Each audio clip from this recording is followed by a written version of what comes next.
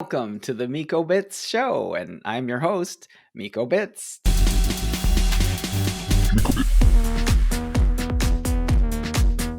Today we have Brooks Brown, super exciting and visionary game designer and storyteller. We're going to be learning quite a lot about his exciting project relating to things like NFT, permanence, mortality, immortality, life and death, many themes I'm super interested in. So, let's just jump right in. So, Brooks, welcome to the MikoBits show. Thank you for having me. It's about time. I mean, we've been trying to sort of have this happen and have random talks, and I know I've just been slammed, so I apologize. But thanks for finally having me on. I'm excited to see where we get. Yeah, wonderful. No, of course. And I definitely understand being busier than a one-legged man in a butt kicking contest. So, I definitely get that. Super glad to have you. So, I guess first and foremost, I think the audience would love to kind of get your perspective of like, how did you get here? I know there's like an official story, but I think people want to hear like more like the interesting stuff, like what are the seminal moments in your life, and how did you get to where you are?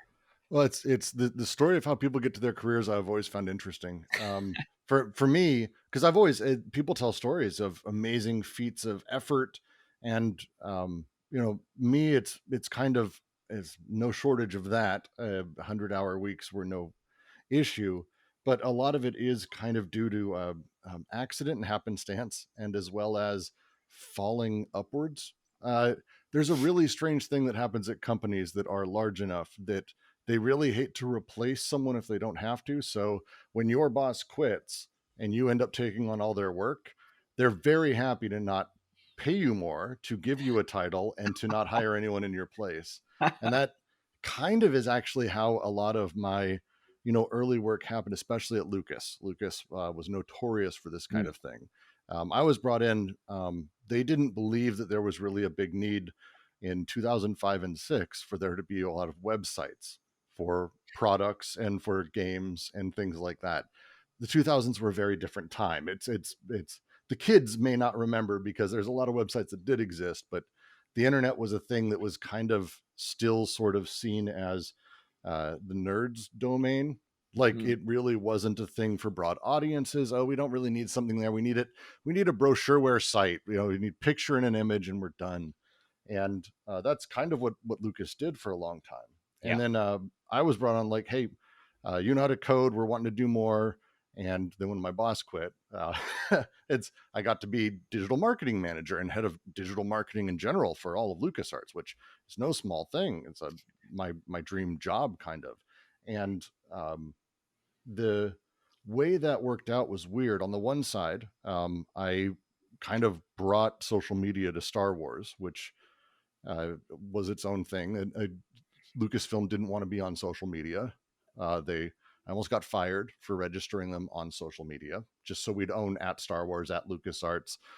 We didn't even get LucasArts. We got LucasArts Games because some poor little kid, and I was like, I'm not DMCAing a child who literally draws his art and then posts it. His name was Lucas Arts. That's what I was Oh, like. that's adorable. That's I'm awesome. not going to DMCA that. Like, Crush him like a bug. yeah, I'm not George Lucas. I don't do those things. So the whole thing was interesting on that side, and then the other side was they would not really want to do anything interesting. And my favorite moment I had was I actually won a Webby for my Lego Star Wars online game, which was kind of like a 10-20 person at a time MMO, instanced, sharded thing that you just ran around, and it was for little kids. It wasn't complex, but it was a lot of like really fun little sort of transform ice type gameplay where you'd put up a bridge, you'd build bricks, or you'd knock them down and other people would fall. We had physics in it. It was really fun. And but the rule was at Lucas that you couldn't be on the cloud. That was a not No allowed. clouds. Clouds Everything had bad. to be in the basement. uh, Server so room. yeah, which was a sizable server room, because this not just housing our websites, but housing all of Star Wars Online, but also all of our email and all of Industrial Light and Magic. who Oh, at this wow. time were working on some pretty serious Hollywood films. Yeah. And they didn't want anything outside the walls. They were really nervous about content on other servers. Um, and so when I started going, you can't build something like this and have it run on those on an internal setup. The in What a and outs mess. and the calls for assets alone would destroy something. And I was like very open about this, and they were clear that no cloud. And I was like, okay, so we built two versions. We built one for internal, and then we built one that would run on Rackspace. Um, and I warned everyone how the internet worked, and everyone in the online group was like, this is, what are we doing? Why are you doing this to us? Like, I was like marching them to the edge of a cliff. And when the site went live, we hit I think within the first day we broke 200,000 people, like almost at the same, like concurrent. And it's Star Wars, you have huge numbers. Yeah. But how I knew the website went up is because everyone's email stopped working and everyone's internet stopped working, because it's one pipe in, one pipe out. So I went, all right, and I went out for a cigarette and sat down, and soon all of Industrial Light and Magic, who smoked, came outside because the internet was down for the entire company. and Nice. and I was Success. like, okay, well, I'm going to be fired. Like, it was just, this is it. I wasn't right away, which was good. They let me flip that switch. I was like, I can get us on the cloud. I was, oh, look, it's fine. And everything kind of went back to real life. But it was this moment of like, oh, I actually can build things. Up until this point, I'd always had a dream of being a game designer ever since I was little. My brother and I, when we played Monkey Island, that was the game we went, this is all we want to do. My brother, lo and behold, ended up, he's a sound designer. He spent the last few years on Call of Duty. So he's a very good game design, very good sound designer, also musician, but sound designer for sure. And we both got to work on the Monkey Island reboot of all things. So this was like our dream. And I always wanted to be a designer. And I finally got my chance with this. And then lo and behold, that led me into, it was deeply successful. And at that point, Paul, who was the CEO of Lucas at the time, the president, he gave me my own games team. And he was like, here's a pitch. And we started working on a project called Universe that never saw the light of day, like a million things at Lucas at that time. We were all part of the great crunch as they decided to prepare for the Disney sale. Oh, Sure, yeah. build whatever you Wow. want, have fun, just keep going. Now your projects are all canceled. We're selling. It's been fun, which was just great. Wow. Wow. Wow. But in that time, I was fortunate to make a significant impact on a handful of executives, and was recommended to work for James Cameron, which I out of nowhere got this call of like, hey, I'm Kathy Franklin, president over here at Lightstorm. I was like, I don't know what that is. Like, I know Me that's either. it's James Cameron's production company. Yeah, Oh, apparently. yes. Hello, how can I help you? They're like, well, we had you recommended to us, and we wondered if you'd be interested in talking to us about taking over digital for the Avatar franchise, video games, streaming, all of it, digital. And I was like, yes, please. And after a handful of flights to LA and interviews and phone calls, I moved to LA, and was very fortunate to work with. I mean, a lot of people go to college. I skipped that, and I look at my time at Lucas was like really a boot camp, because I launched 18 like products or marketing campaigns in 4 years. It was a brutal Bataan like death march of marketing. You never stop, and and a lot of it was putting lipstick on pigs, like the Force Unleashed 2. And this is not against the team. This is against the management at Lucas, because they just screwed that up beyond words. But we knew it was not good. It was terrible, actually. But we had to sell it. We had to sell it. Ouch. We had a QA guy who, like, a few weeks before launch, beat the game in 45 minutes without doing anything special or Oh, like speed glitchy run. bullshit. Yeah, it wasn't even like a good speed run. He just was like, "Oh, I'm just doing this." It's like, "Oh, for Christ's sake! Oh God!" What happens? A 9-month dev cycle will do a lot of shit to a game, especially a AAA game like that was intended to be. Yeah, So, yeah. the Ouch. team did everything they could, but they didn't care. They were ready to sell to. They didn't care. Money, money, money. So it was just very frustrating. Ouch. And so it was like this boot camp. But working for Jim, I was able to like sit back and like learn and just absorb, because Kathy, who was my boss there, probably probably the smartest person I've ever worked for. What are the I've strange he seems like a really different human. Like, what are the strange things I about him? Anything? I I mean, not really. He's very lovely. He has his That's so edge nice. if you fuck up, just like the rumor, like he is everything people say. Um, I think he has a really interesting air to him that personally, what I saw consistently with him was a, a weird humility, a humility that's baked in arrogance, which I don't think makes sense when I say it out loud. He's done the biggest things in the history of the Yeah, fucking world. So yeah, it's not like you yeah. just can't have that normal human conversations, but at the Agree. same time, like one of my favorite memories is the writers are working on the new Avatar scripts. This was early on, and they wanted all the info they could on what had come out with the first film, and the Avatar game that Ubisoft put out, which was just awful, just fine, just awful. Um, and they asked me to. He asked me to play it for them and show them the whole game.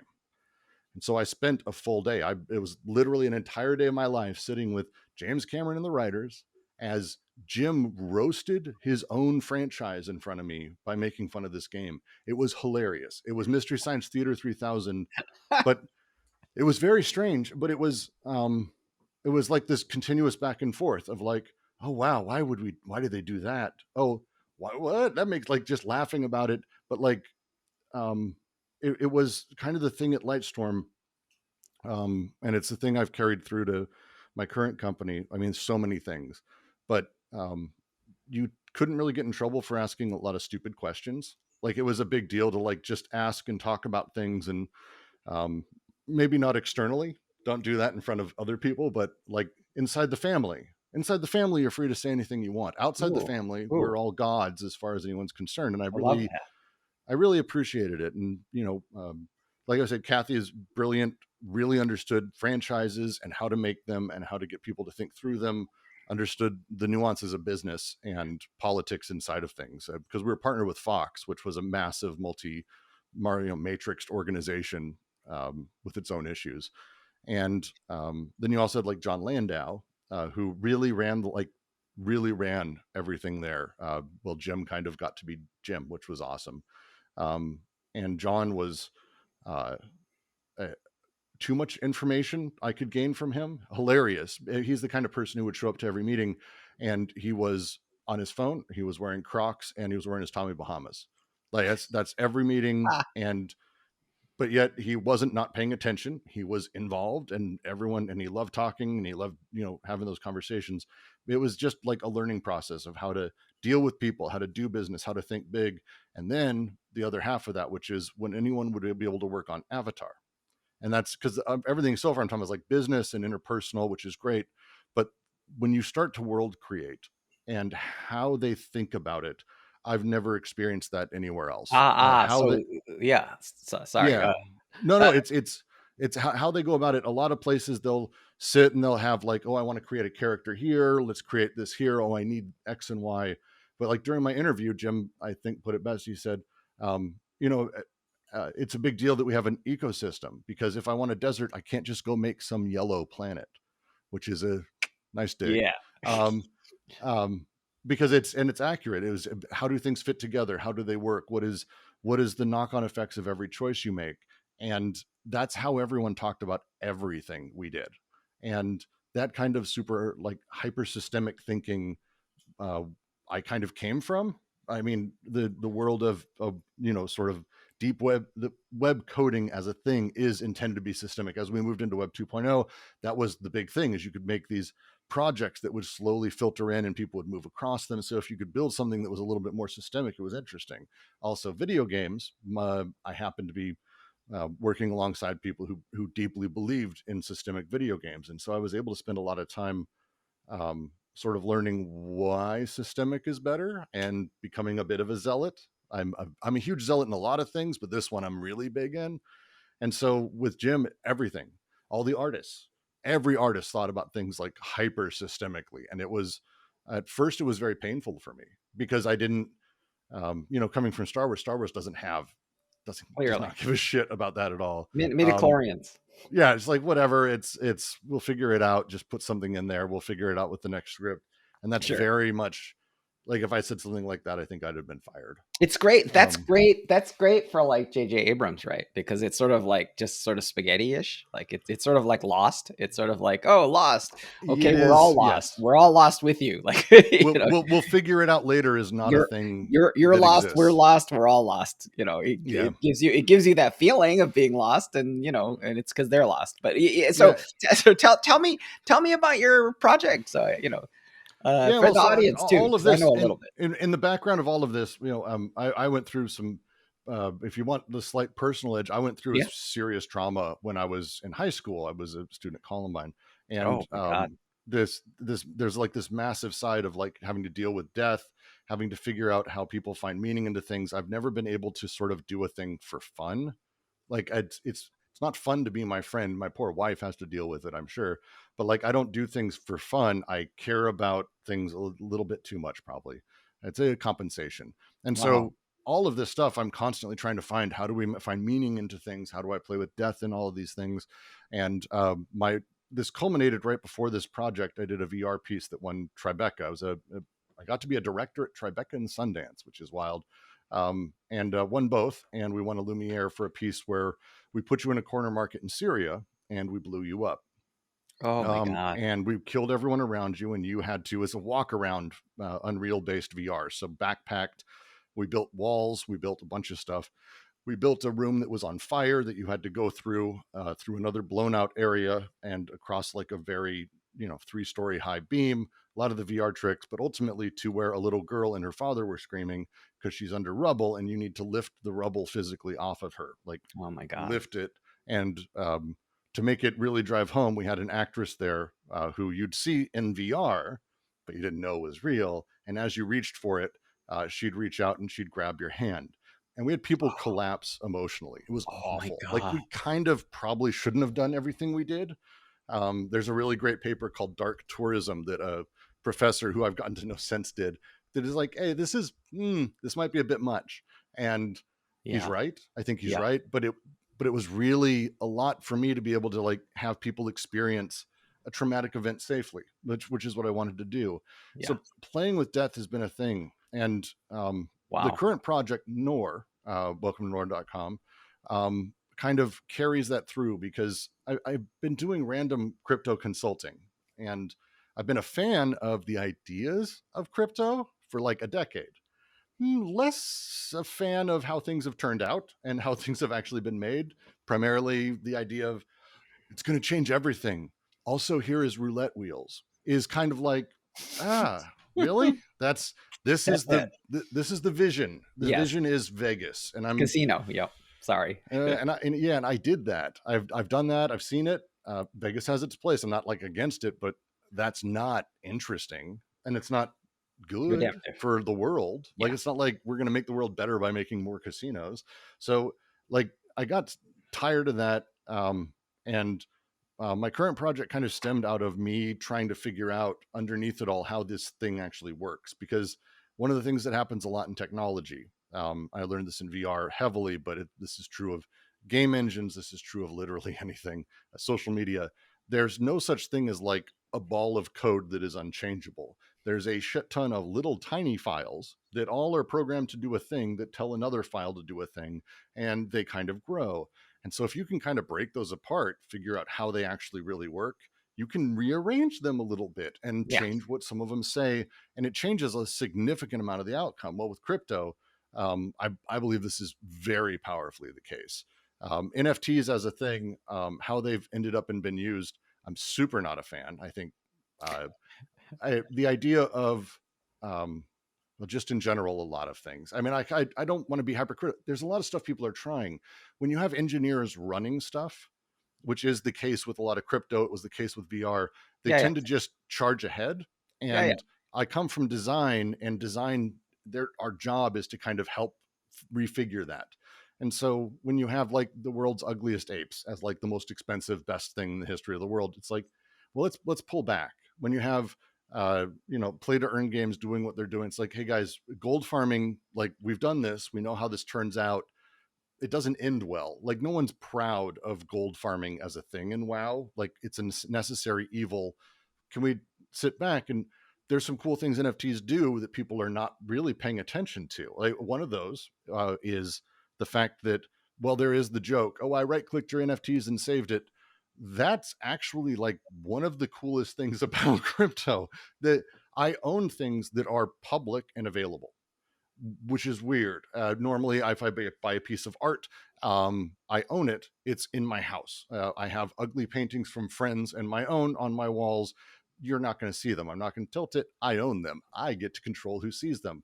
It's not really true with NFTs. They're kind of public and they're collectively owned, even though I own them. And so it's a really strange, that's a strange thing we don't know how to handle yet. Like we really don't understand it. The other thing they do is they add a thing to an image. So a lot of people confuse the idea of the NFT is the image. It's not. And I know I'm speaking to the choir here, but it's a slightly Sure. different train of thought on it.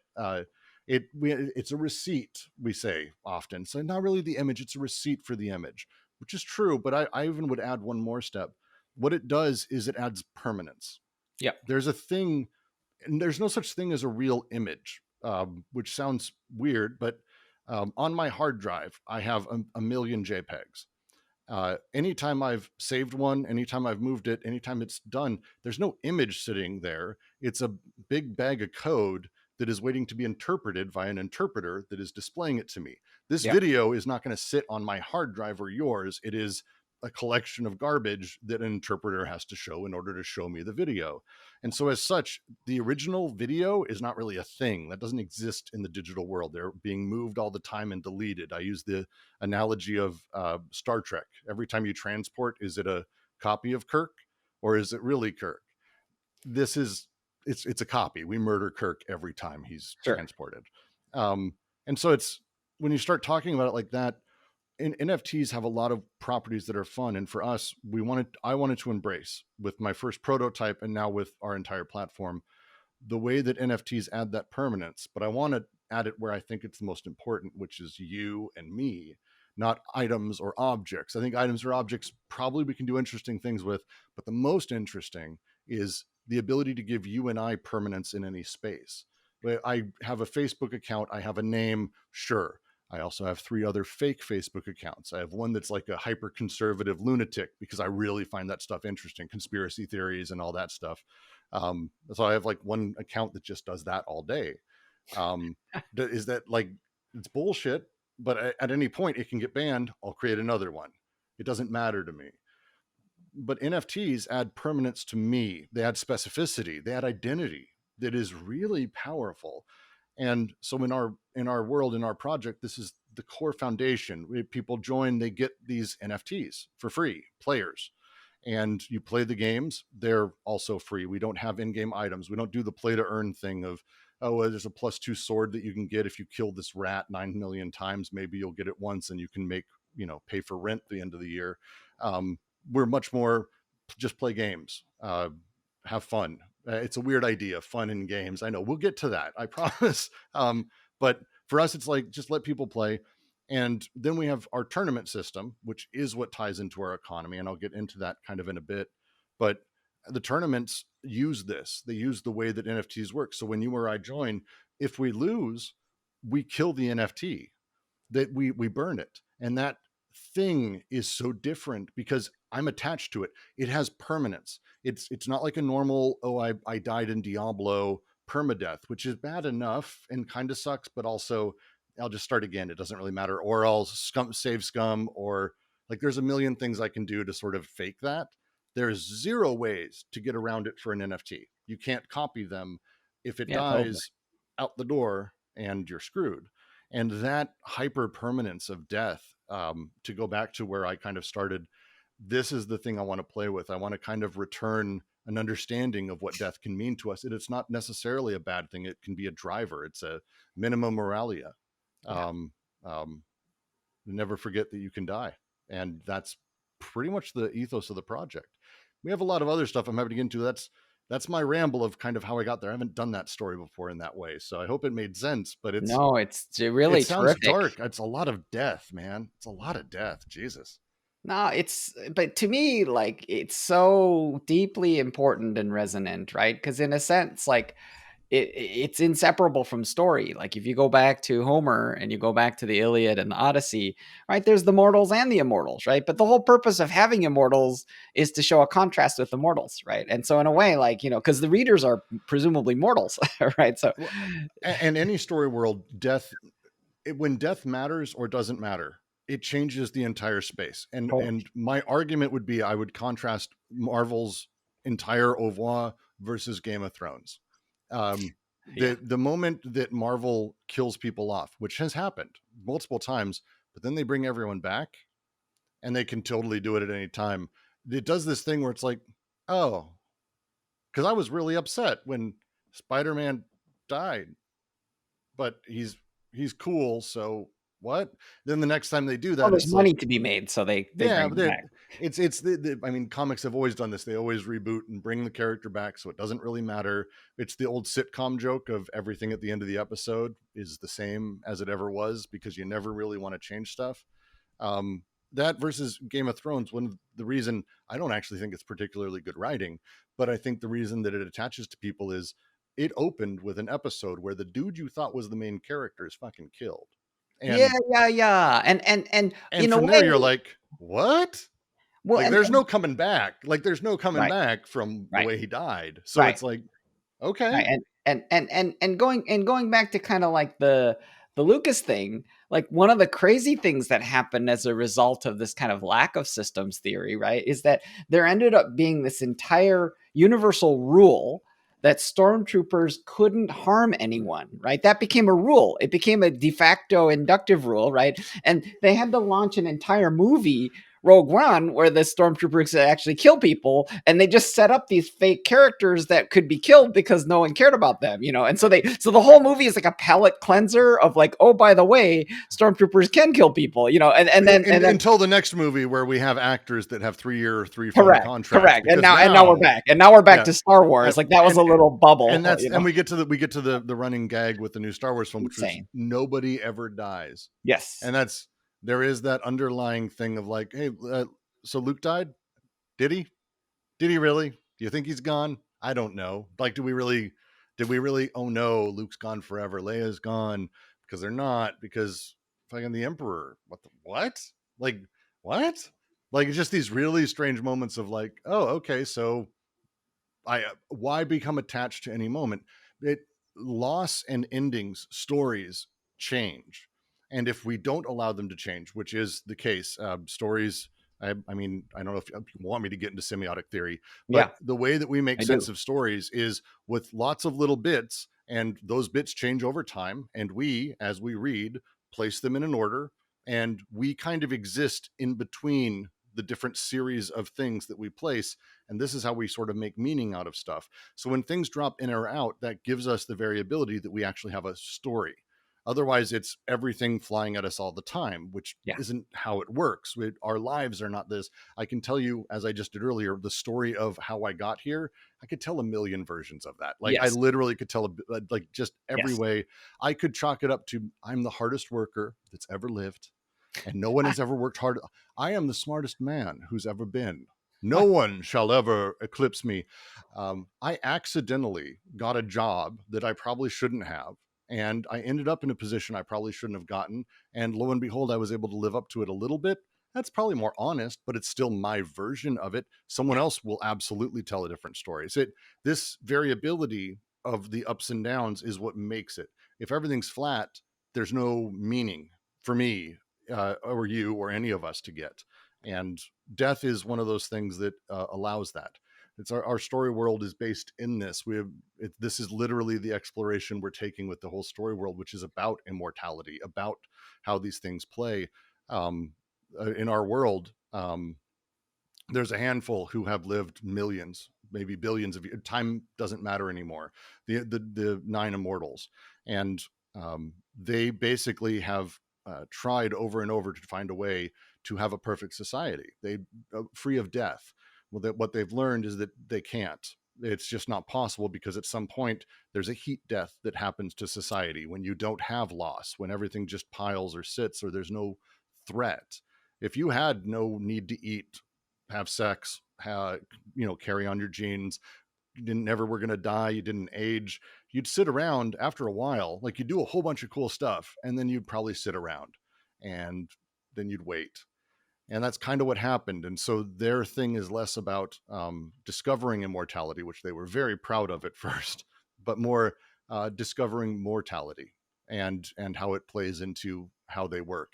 And the mortality is us. We join them and we put ourselves on the line and we make things interesting again.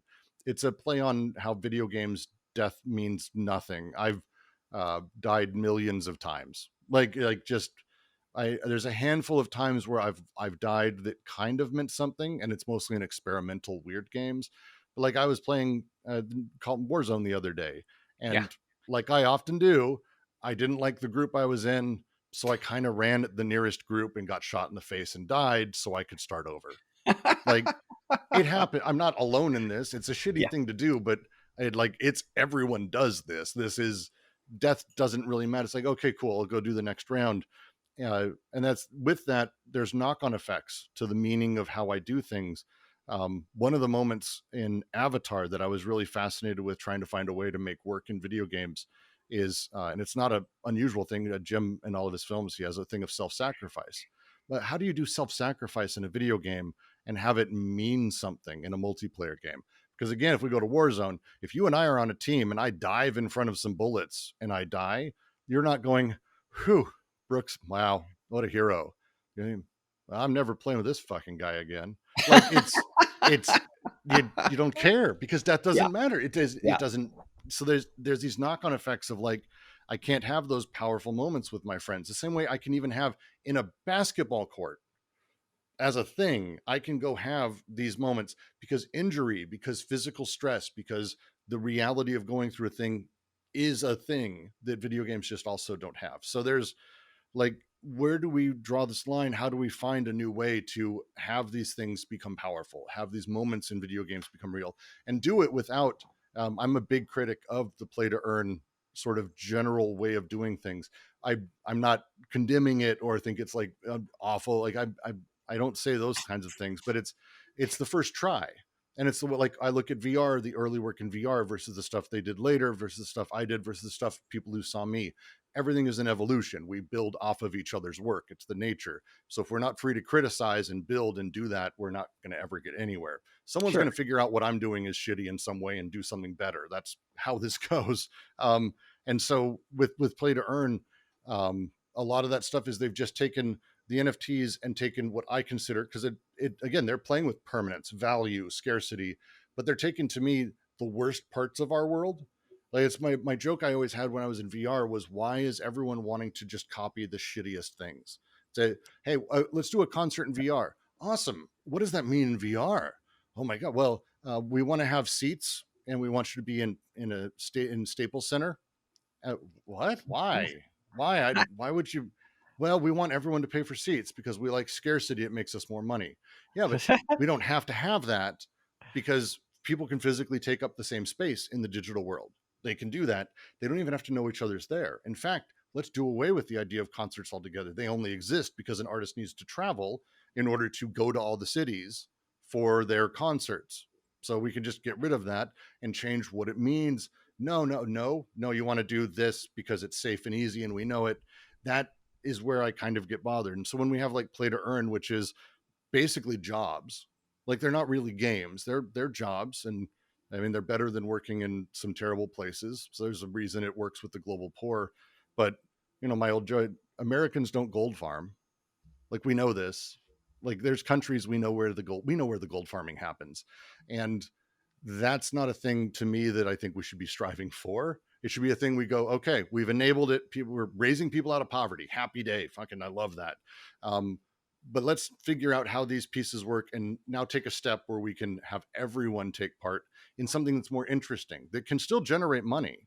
And so that's our economy is based around that, where we do enable DeFi, proper finance, which I'm not lacking in entertainment of, the ability for us to have people go in and do the DeFi thing, do the NFT thing, play with speculative markets, and throw around capital is necessary. But it's how we're going to generate cash. But how we do it is by removing it entirely from the game. And this is kind of our thing with PlayFi and the thing we're trying to sort of push for, where the economy we consider a game, and we consider the games, and we're going to have many also games. And just like you wouldn't want to get your baseball in your World of Warcraft unless you did a World of Warcraft baseball game, which would be cool, you want to keep them fairly separate. They're different games. I think the same is true of the economy. The whales, when they play, how they play is by spending money. I feel free to watch streams of whales who proudly talk about the money they're spending in whatever weird nightmare new play to free to play game where they spend $10,000 to $15,000 a month, which is insane. But hear how they talk about it.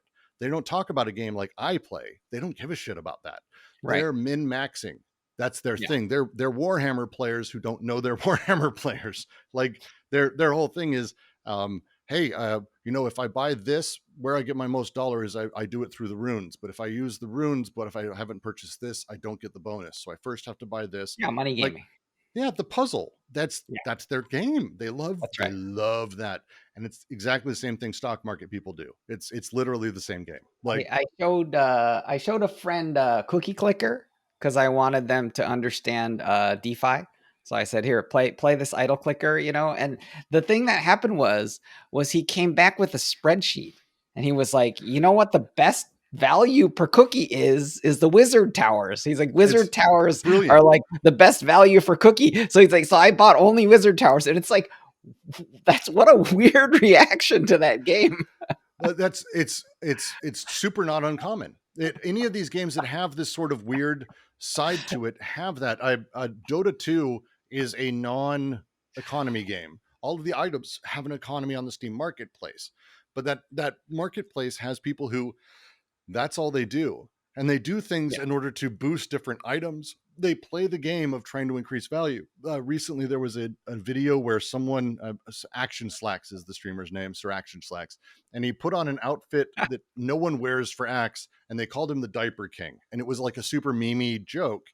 And lo and behold, the speculative people who are playing the market bumped it and social media'd it and memed it, and then sold a bunch and bought a bunch from different, like, that's their game. And I appreciate game. I do. I appreciate play. I don't care where it is. I'm not anti-capitalist in that sense. To me, the problem is when we start mixing them. When the game I'm playing, let's say we're playing a shooter and I love it, is mixed with the economy game, because that screws two people. First, I play these games to become better at them. Like that's skill and growth is the reason I think most people really play games, is to get better at them and to feel a sense of achievement. But if I'm playing against someone who's bought a $10,000 gun that kind of puts them on par with me, I don't get to improve because I don't know what I need to improve. It's impossible for me to know. If I'm just playing against a normal person, I can go, okay, I'm able to gauge where their skill is at, and I'm able to kind of figure things out and hone and, place myself in coordinates against that person. But if they're just buying an item, I don't know if it's the item, if it's them, if it's me, where I'm failing, and I can't improve. I can't judge, and I get lost in this miasma. Yeah, yeah, That's yeah. bad.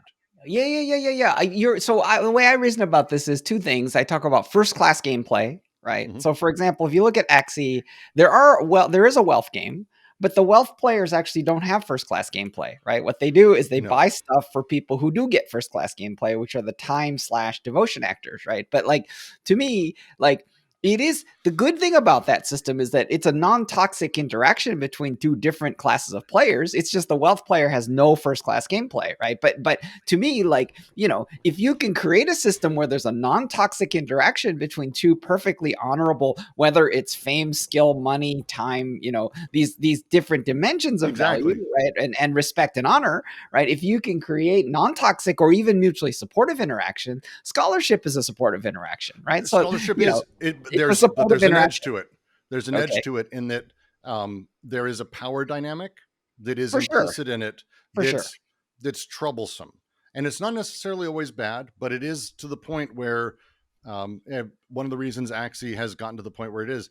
I saw someone who runs a scholarship program. He said, I have 8 people. I make 20,000 a month, and it's not as much as I used to. And then on the other hand, we have the players who we now know the current state of how much SLPs is for sale. Yeah, They're not even making poverty wages anymore. yeah, Like yeah, yeah, yeah, it's yeah. bad.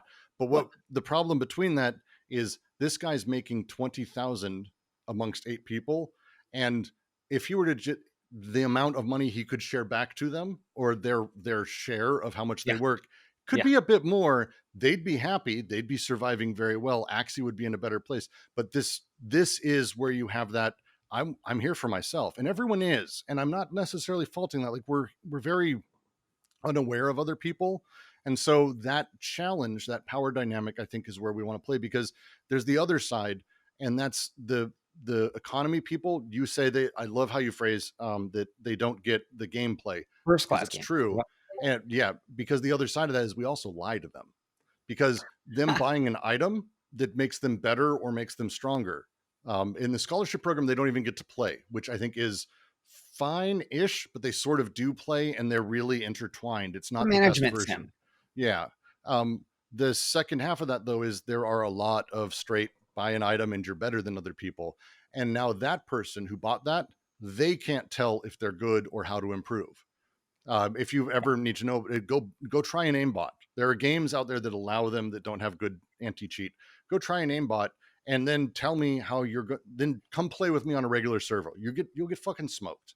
Like it's because you don't know where the bonus is. We can't do this. Our brains don't work that way. Michael Jordan, if he had the ability to pay 20 extra bucks in order to have faster shoes or to jump higher, wouldn't know where his jump ends and the shoes begin. That's how it works. We don't have this ability. So we have kind of a lot of weird dimensions to this. The Axie thing, specifically what you're talking about, though, is the inspiration behind our project. And again, this is why I don't want to shit on Axie too much. I do, because I don't like a lot of the stuff that they're doing, and I think there's a lot of mistakes they made. But it's like a loving criticism. It's Same. not a. It's Same. a because what by doing the scholarship thing, which is more of an accident than anything. They didn't plan for any of this project to explode as it did. They tried a Sure. thing and now they're billionaires, which is kind of hilarious. And I love stories like that. The separation of play and management is where I went. That's actually where we can have fun. The Yeah. management sim on the Axie thing is, to me, is bad. It's bad. It's not a good management sim. It's not a real full-fleshed thing, because it was just kind of a stopgap, because they ended up having people who were just getting priced out of the Axie market. Right. So this was Right. their solve. So Right. what if we were to build that way from the beginning? Because what you're talking about is multiple magic circles of games. We have the Axie player. We have the players who are playing the video game and killing stuff. Let's say for us, it's they're runners, they're shooting, they're fighting, they're doing a fighting game. Any specific game, great. But then we also have this other one, which is an economy game, like straight up. And Yep. so draw a circle around it, make it really tight and powerful, and actually make it wild, like go way over the line. Like just, there's no point in holding back if you do it right. Just let them. My joke is like, it's Ayn Rand meets Mad Max. Like let them just Yeah. be wild. Yeah. And if you do that and you create a connection properly to the game and you make it so it's, fair and fair, balanced, the power isn't really there, but that they're able to have a good, authentic, hey, I want to sponsor you. I want to actually handle your ticket purchase for this upcoming game, putting the power in both sides. And it's Yep. not an easy thing to do. It's a process of incentivization that can be built into smart contracts and NFTs. These are Sure. things, again, when you start understanding how the parts of these things work, you pull them out, you're like, oh, we've just incentivized people wrong. Like that's Yeah. all it is. It's this one bit. That's right. So throw that out. Here's a new one, plug in and try to rebuild and figure it out. This is what we try to do. We have this tight economy that is this really weird metagame for people who love metagames. And there's a lot of them out there. The NFT space is, I think, proof of the people who, no one's here because they like the art. Like that's not a thing. The art is garbage, and they're trying their best to hype up different things and have that conversation, because the game they're playing is, I want my shit to become valuable. I want other shit to become cheaper so I can buy it and pump it back up. I want to trade properly to get my way going. The way that there's that kid who did the trading where he traded for a broken bicycle and then found a way to trade back and forth over 9 months on Yep. Craigslist to getting a Porsche. Yep. That game is what people are doing in NFT. And so Yeah. that game just needs to be sealed, made ramified, nice and tight, have its tight Yep. rules, and then have the games all around it and allow them to play back and forth. And you can hit this really interesting thing that operates more like sports. But FIFA doesn't allow money on the field, which is funny. They have hard rules about every bit of clothing. There was a big scandal a few years ago because one team decided to wear a one piece that I couldn't have even told the difference, but they wore a one piece uniform instead of a two piece. And that was it. And FIFA like sanctioned them, and there was a big deal. And they were, but we sent in for approval, and it was this big scandal. But it turned out they had sent in for approval. But like FIFA doesn't allow people to have microtransactions or have economy things change the game. Why would they do that? They could make a lot of money. And if there's anything FIFA absolutely does, it's money at any cost. We don't even care. I think there's literal people buried inside of the World Cup stadium that's being made for the next thing. So like, oh my God, they don't care. But this is the thing they're ethically like, now we can't do that. It's because they know that's how you start that slow downhill roll to where we're at in video games, where an extra $20. Would you like a bonus today? How would you like that? And they're not fun to watch. They're not interesting. You're there kind of in a weird mishmash of emotions, and it's not learning or getting skill. Then they know that would be the end of soccer. That's why all these sports have these rules. But I do want to say that the idea of sponsorship of virtue is something that has existed in the arts as well as sports and in human endeavor. And so, in a way, if you look at when you say sports, right, like you can say, oh, well, these seats are like $2,000 a pop, but it's like, go to the box seats, like ask how much those are costing, right? How much are the naming rights of the stadium, and who's up there hanging out with like the famous, athletes, right? Like those are the and to me, and what we do is we take that because it's exactly right. Take that, and instead of thinking about it as seats, think about how those what is that operation? Because what it is it's a handful of people who are way bigger supporters of that stadium and team, putting way more money into that. That's all it is. And they're getting a better experience out of it. But is it that people really want to be in box seats? No, it's fucking not. Like if there was no such thing as space and time, people wouldn't invent box seats. That wouldn't be where we start. We would do a whole bunch of other stuff, but they want to hang out with the athletes. I want to be the cool guys. I want to be in an inner circle. I want to be amongst other people who are hardcore. I want this space. This is I want to be on that floor so I can go, hey Steve, I'm next to you. Oh my God, I'm in the box seats over there. Like, they want those moments. They want season ticket holders who were right along the edge of the hockey rink, beating on the walls. They don't want to be on the edge of the hockey rink. They want to be beating on the walls. That's right.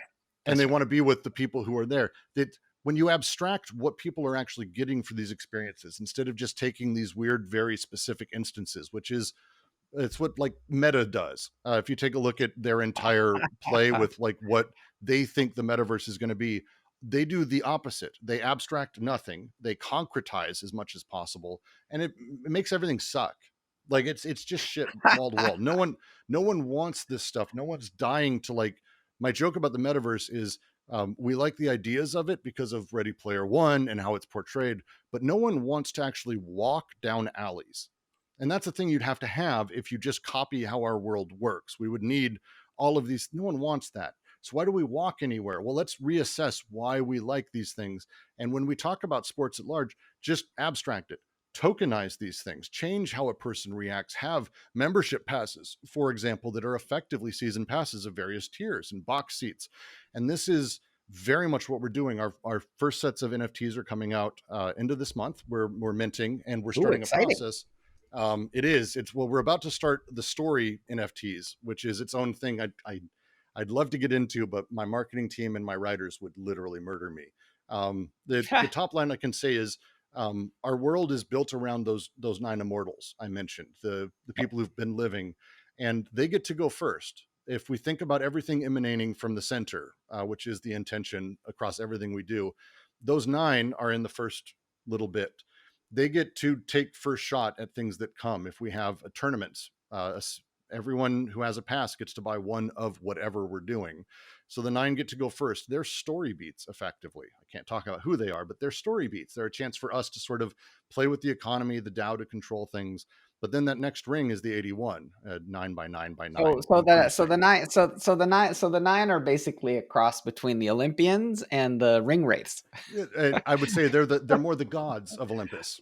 because how they work, they're not NFTs that will ever be sold. They're locked to the wallets they go in, and they're for my team and I, and for the DAO to use as like story beats. Um, Back when I was working on Star Wars and Project Universe, we had this gigantic database that was intended to be for multiple games to plug into, and the idea was really simple. It would be, we would have role players pretend to be Darth Vader and show up inside of your game and actually have that moment. These are the things people care about. They want to deal with characters. They want to know what's happening. And those characters set the tone for everything that comes after, again, to talk about how story's made. So these 9 do that. The 81, which we're whitelisting all of our investment group, if you know anyone, to get one of these 81, they're the people who will then go first. They are our box seats. They are that. They are the top tier. Then around them, we have 729. The 729 are, think of it as the hardcore guys up against the front, who there's a lot of them, there's more, but they're not the 81. They're certainly not the 9. They get to go next. And kind of this trickling effect of how a membership club can operate and how people can kind of play inside of that economy at different tiers.